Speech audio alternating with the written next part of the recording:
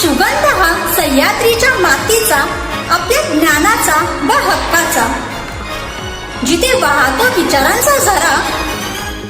पाहत रहा एकमेव न्यूज चॅनल लक्षतारा। नमस्कार, लक्षतारा न्यूज चॅनलमध्ये मी समीक्षा आपले सहर्ष स्वागत करते।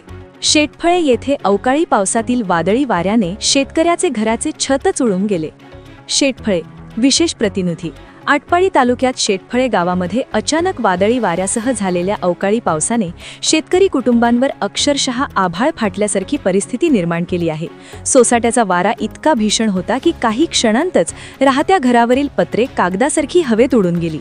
नामदेव कांबळे व लक्ष्मण कांबळे यांच्या घराचे नुकसान झाले आहे। दिवसभर शेतात घाम गाळून रात्री निवांत झोपण्यासाठी आधार असलेल्या घराचे छतच उडून गेल्याने संबंधित शेतकरी कुटुंब उघड्यावर आले आहे।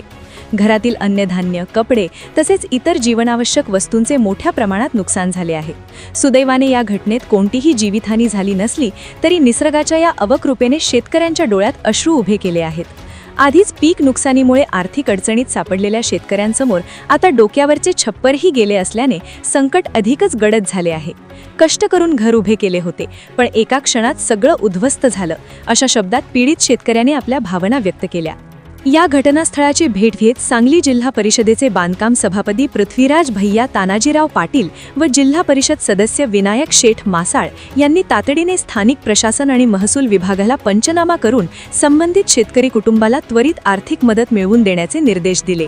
यावेळी सरपंच महेंद्र भोरे, माननीय उपसरपंच सोमनाथ गायकवाड, माननीय उपसरपंच विजय देवकर, सतीश शेख गायकवाड, चंद्रकांत गायकवाड, सुनील गायकवाड, गुलाब कांबळे, बजरंग लेंगरे इत्यादी उपस्थित होते।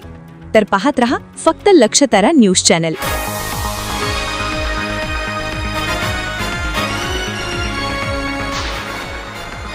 आपल्या हक्काचे एकमेव न्यूज चॅनल लक्षतारा। आजच चॅनलला सबस्क्राईब करा।